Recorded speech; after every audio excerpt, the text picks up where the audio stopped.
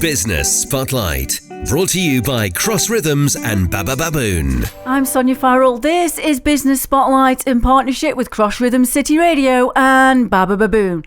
Joining me in the studio this week, we've got Roy Johnson of Sandler Training. Hello, Roy. Hello. Do you just want to explain a little bit about what you do and what Sandler Training is, please? I come from automation. I'm an engineer, process automation. So, I got involved in anything from nuclear power stations to making biscuits in your Toxita.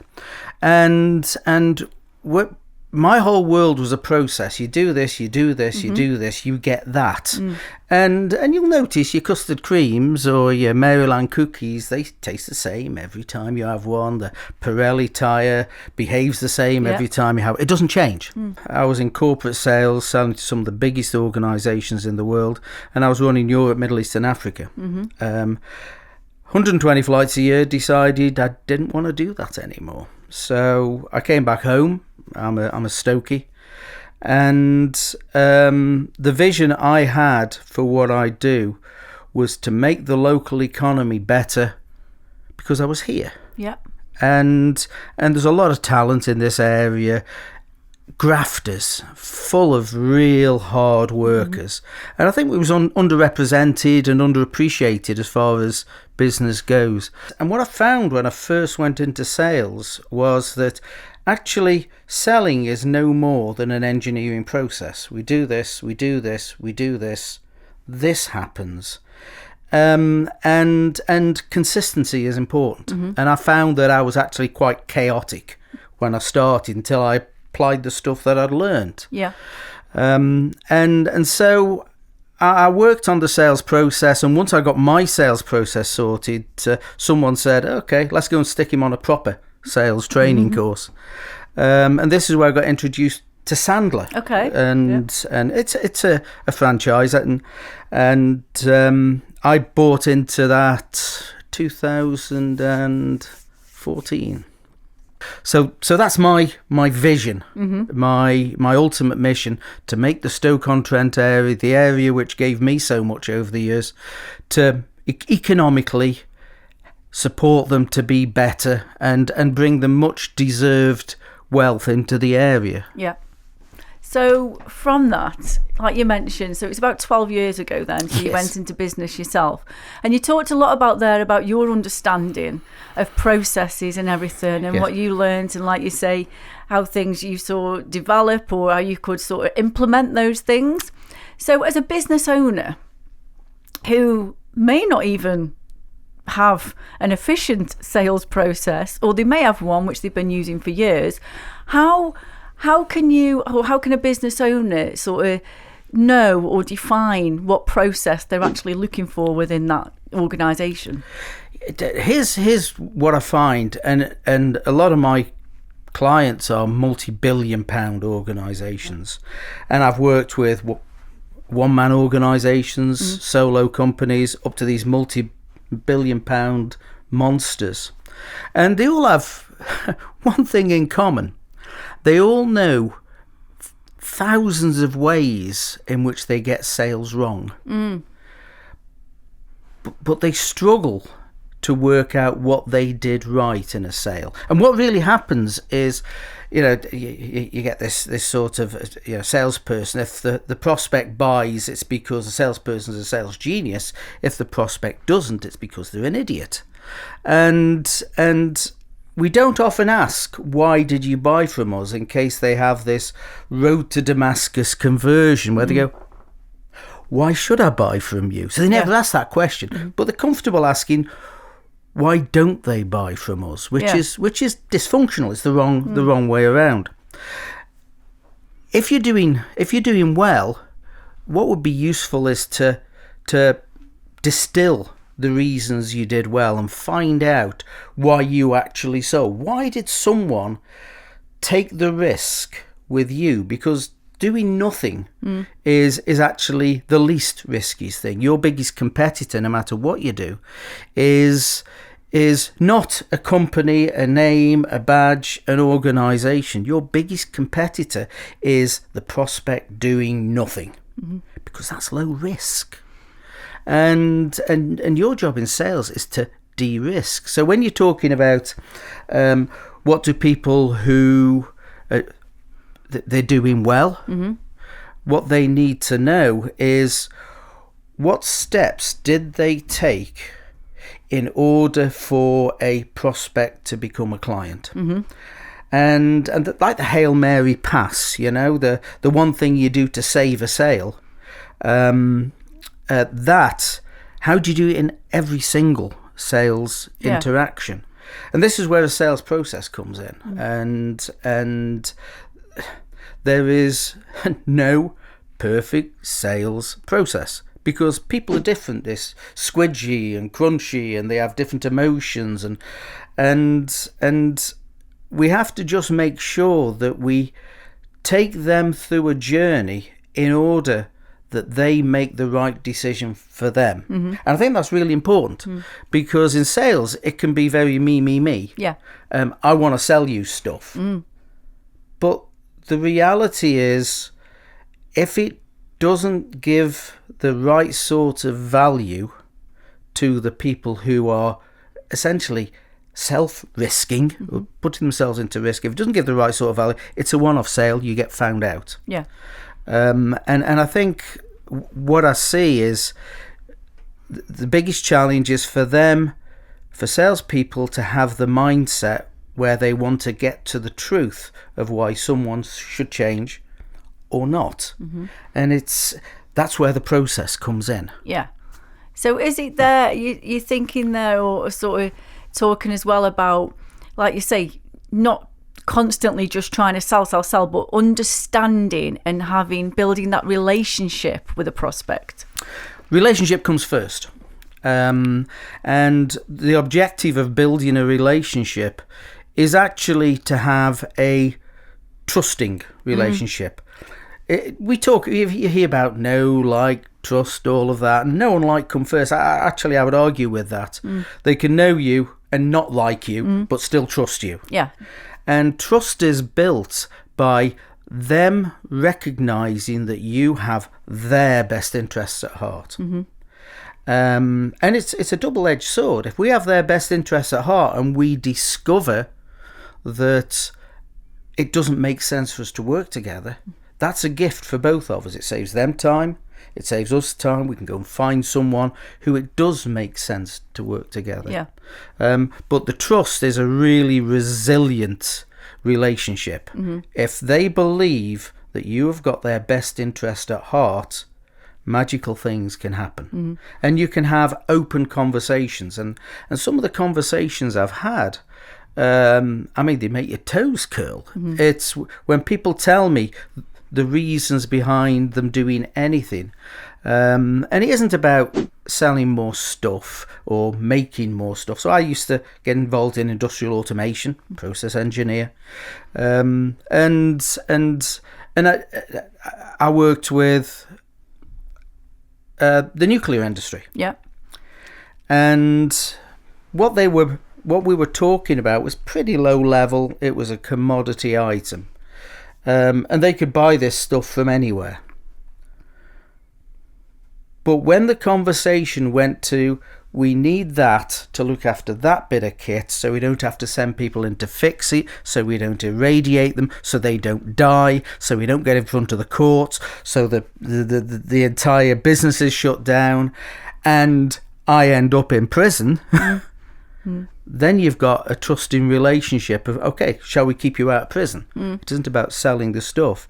And it's if you're in marketing or your sort of business, the objective, we've got to find out when things are working and the benefits are being seen, what does that mean to them? And they will say things like, more sales or a bigger brand. So what? Those are just words. What does more sales and bigger brand mean to them? Well, it could mean I had one prospect who wanted me to improve the sales in the business, which seemed perfectly reasonable. But actually, the real reason behind it was his wife wanted a second yacht, which was based in the Caribbean. Okay, let's work that out then. But ultimately, sales cures all ills. if you've got enough money, you can fix any problem. Mm-hmm. It's when you've not got the sales and fixing problems then becomes a problem. Yeah. Did that make sense? Yeah, I get where you're coming from. And what I'm picking up from a few things that you mentioned there as well is like you say, understanding and having those relationships as well with the prospect is providing the solution almost to their pain, as well as which can then lead on. Is that right? Yeah, it's we can sometimes rush a sale, and sales, we shouldn't rush it. If it's a one call close, if it's a low value, we might want to do it in one meeting. Sort of people I deal with, their relationships can span 18 months, 2 years before something happens. And results are just evidence of the behaviours that went before. And I remember when I first went into the long-term sales business, day one, I picked up a big order and I went, man, I'm good. But actually, it wasn't me. It was the activities that went on 2 years before that brought the sale in on that day. Yeah. And so for like a year, I was making sales, going, this is easy. And I was order collecting. But it was what people had done 18 months, 2 years before. It was only later when I got to the point I discovered that I hadn't been doing the right things and those sales weren't coming in. And he didn't just stop. What it did is the timing between each sale just got longer and longer, and the size of each sale went smaller and smaller. So it's the behaviours that we're looking at. And if you've got a behaviour where it's hello, I'm your new best friend, here, let me give you a quote. Yeah.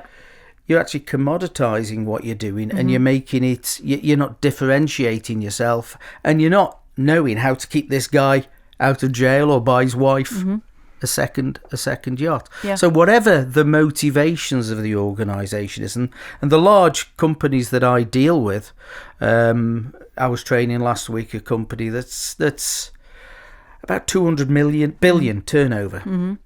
Sorry, 20 billion turnover. And their objective is to speed up each sale and maintain margins. Yep. So it feels like we're working hard. There's a lot of heat generated, not much light, but a sale is taking 18 months where it should only take about 6 months. Yeah. So it feels like we're working. Yeah. And then when they get to that 18 months, they get beaten up for discount and that's hard. So what it means is they paid people and kept the lights on for a lot longer than they need to get a sale where the profit has been eroded. And actually that's not good for either party, because when you're in that situation, the buying party hasn't actually seen the value apart from the number. Yep. And the selling party has seen a lot of heat, light, energy, pound notes, hours, which is a time limited resource. They're actually getting less back from it than they should.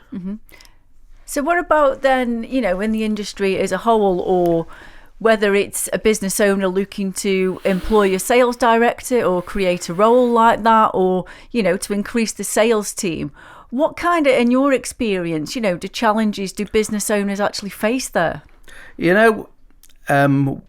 What I find and the experiences I've had is business owners who, if they're the hub of the business, they're used to getting the sales in, they have the relationships, and everyone's calling on their time. There comes a time where they say, well, actually, I remember when I went into this business, I didn't go in it to sell. I went in it to be good at this and do this part. And they start looking for a salesperson, and this can be a real killer, because salespeople are expensive. Salespeople can be a time drain on an organisation. But salespeople can also, you can be 6 months down the road, and if your sales cycle is 6 months, it takes you 6 months to discover if they're any good or not, or a year or 18 months, and then that money's just thrown away, which can be a big hit on a small company. So hiring your first salesperson is a risky thing to do. And I think, especially with salespeople, you sort of look at the matrix, which is good at job versus good at interview. And if you're sitting in front of a salesperson who's good at interview and looks good, and you hire them, they say all the right things, they turn up with their little black book of contacts, and as soon as they hit the payroll, they move from being James Bond to Mr. Bean. And then we've got 6, 8, 10, 12 months worth of excuses before you realise they've sold nothing. They're not doing the right behaviours. And that's a two-pronged attack, actually, because most owners struggle to understand how to keep a salesperson accountable to make sure they're doing the initial behaviours, so in a year, 18 months down the line, the deals come in. So it's two sides. Knowing what you've got. Are you hiring someone else's loser? Are you hiring someone who's good at interview and not good at job? Or are you hiring someone who can do the job and knows the steps? And I work with a lot of my clients. They work with me. We put them through assessments, which defines have they got the skills and have they got the will. So it's great knowing your stuff, but if they're not willing to do it, that's a problem. If they've got the will but not the skill, well, we have to decide, are we willing to invest in them that much? And that skill and will component is really important. Just going on then, obviously, we've talked about you've been in the industry 12 years and everything. What about how sales has changed and developed over the years? What have been the biggest things that you've noticed or seen? One of the challenges now is there's a lot of information out there. And we can get sucked into this research. But the reality is, the research will only tell you stuff that's out there, that's in the public domain. And I think this prepare to be prepared can suck up a lot of time. And people over prepare and then pick up the phone and say, hey, I'm Roy. And they say, don't need you, bye. And there's 2 hours of your preparation just gone, poof, and actually most of it isn't really relevant. And so what I'd recommend to your listeners is, if you're you've got to go prospecting, and here's a rule, which is absolute sales physics. Your best client is someone else's best prospect. Another bit of sales physics is every client you have will eventually leave you. I mean, it might not be today, it might not be tomorrow. But if you're not putting new stuff in there and you're not doing the behaviours to find new people, and we met in networking years ago. So as far as sales goes, we have to have the mindset that if we are not looking to talk to strangers, our business will eventually shrink. And so in the big corporate, I was in the big corporate when 2008 happened, and the economic crash. And my sales guys are saying, well, the market's collapsed. And it's like, yeah, I get it. It's tough. But do we want to collapse with it, or do we just go and want to kill some competitors? And the mindset just had to change, in that we had to go and look at, if we wanted to keep our size of business, we had to go and take someone else's business, and we had to be better than them, and we had to de-risk the whole transaction. And this is where the sales process comes in. If you know what you're doing, you can fine-tune it to give you the best chance of success. Roy, thank you so much for coming on Business Spotlight. Have you enjoyed yourself? Oh, it's been tremendous. I want one when I grow up. You want one? You want a studio when you grow up, do you? I do. Thank you so much. That's Roy Johnson of Sandler Training here on Business Spotlight with me, Sonya Farrell. Business Spotlight, shining a light on our local business community. Brought to you by Cross Rhythms and Baba Baboon.